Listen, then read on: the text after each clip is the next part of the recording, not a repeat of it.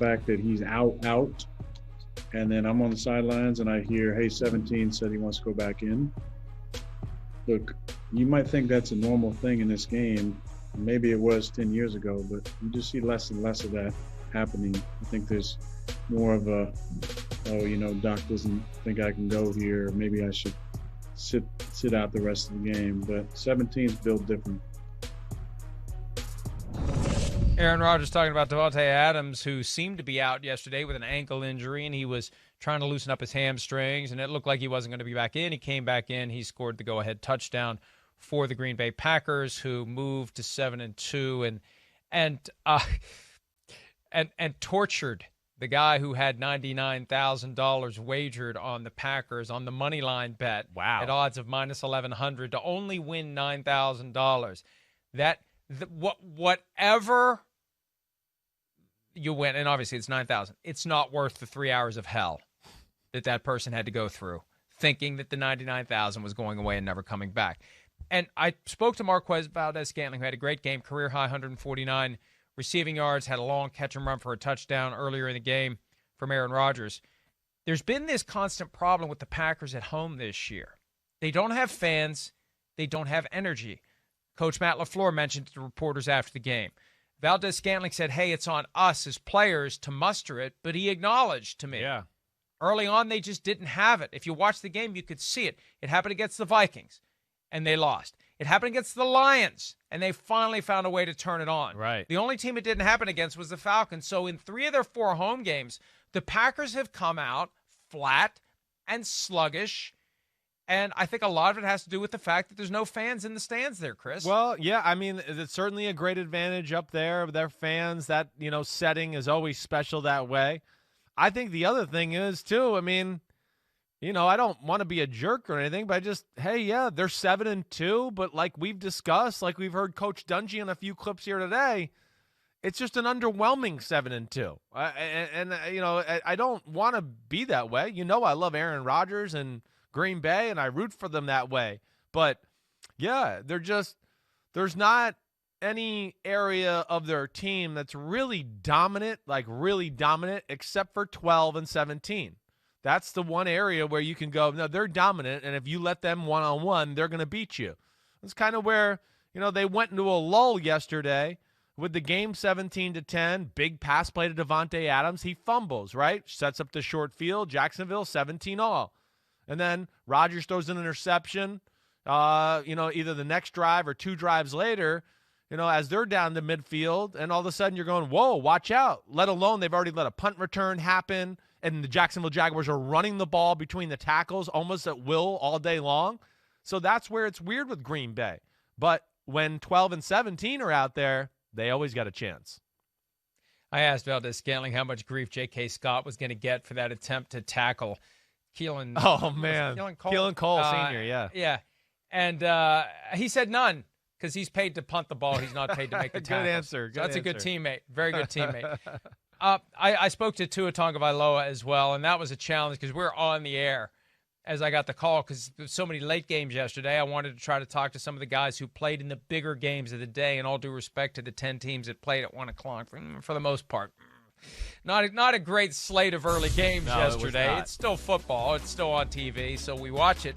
But Tua said to me that the NFL isn't as hard as he thought it was going to be. Not that it isn't hard, but he expected a lot more different looks.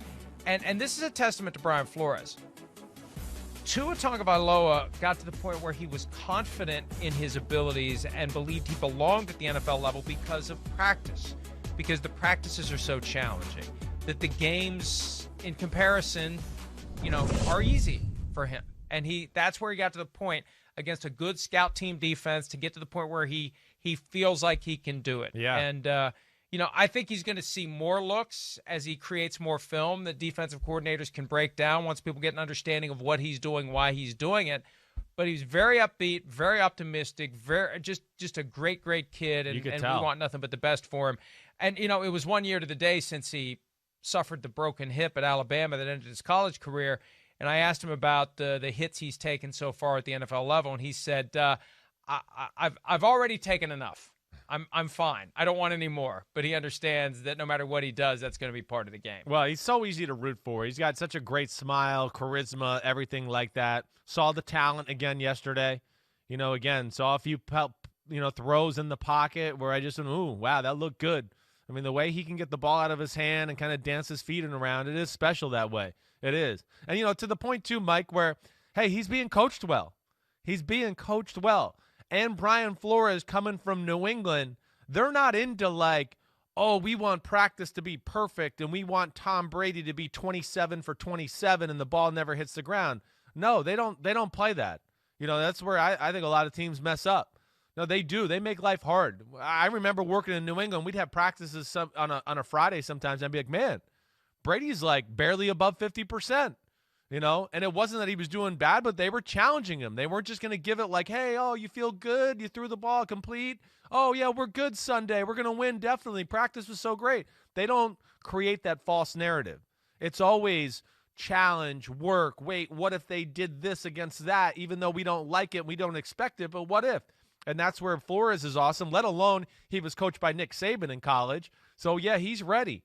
And they got a nice formula working and everything there, too. But the Dolphins, I mean, are they the hottest team in football? I think they are right now. They just find ways to win. The Steelers are 9-0, but just like yeah, the last Dolphins, few weeks, they're on fire. And they're so easily overlooked because they've been so mediocre to bad for so long. And when have we seen them in a big game in prime time? I mean, they're kind of just like there.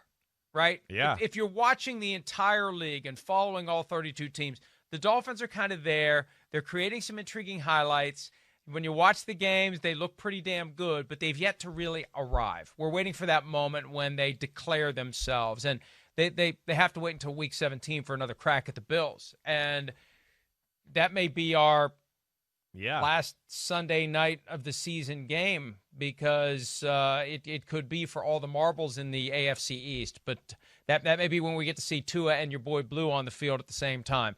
Chris, why haven't we seen more exotic looks, though, for Tua in his first few games? I think that they haven't felt the need to. I don't think that's right now. They're going, wait, we got a great defense. We're going to run the ball a little bit, and then what does he do really well? We've talked about the bootlegs and things like that. And, it's one-on-one. Hey, let's throw an out route or a fade. I just think they're comfortable playing that style of football, and they'll slowly start to indoctrinate him more and more into more and more offense and ideas and schemes and things like that. So I think they're playing a style of football that really this is how Brian Flores wants to play. I don't think he wanted to play Ryan Fitzpatrick 47 times a game, shotgun. Maybe he throws 4 touchdowns. Maybe he throws 4 interceptions this week. We don't know what Fitzpatrick. This is the way I think it's a defensive coach, and I think he likes this style. And then, there's special teams too. Look what they're doing. Their special teams won the game yesterday. Block punt, 1-yard touchdown. Oh, the Chargers jump off sides on a 4th and short and let Miami get the first down. They score another touchdown. It's just the Chargers are unbelievable. I've never seen a team invent more ways to lose a game on a week-to-week basis than them.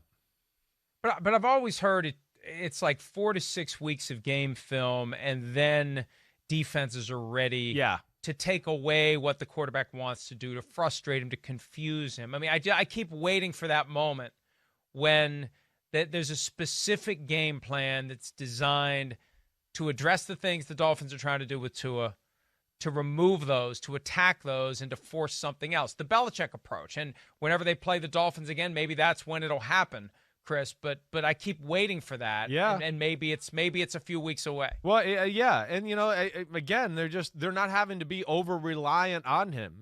That's the big thing, too. And they'll defenses are going to figure out. Yesterday you saw it wasn't beautiful. It wasn't pretty, but they just did enough. I think they were all over some of the bootlegs and things that they saw last week out of Tua.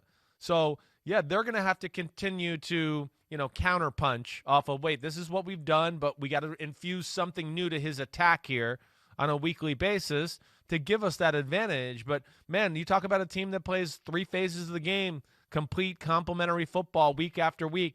It's 3 games in a row where you've seen defense, special teams, offense all work together.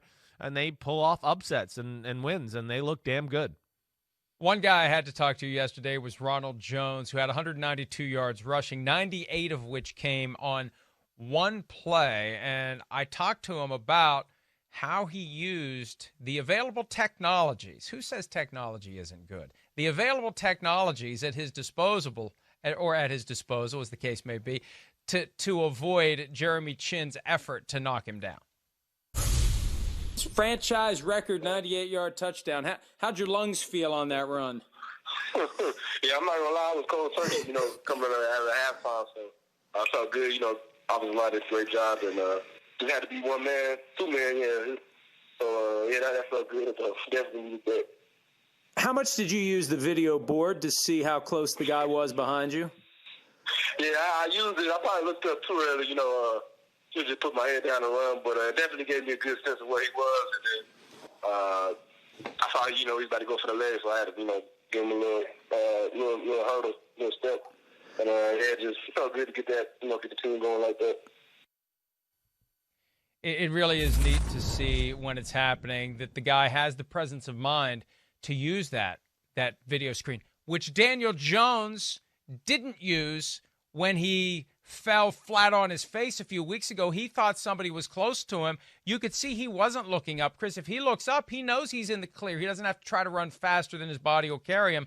Ronald Jones used it, knew exactly when to elude Jeremy Chinn, and gets the 98-yard touchdown. Yeah, it's amazing. I have no feel for that situation in my life. No point was I running away from defenders for touchdowns or looking up at a scoreboard. But, amazing. And just amazing by the Bucs, Ronald Jones. And, hey, let's not forget, 98-yard touchdown run, running back, got the ball in his hand.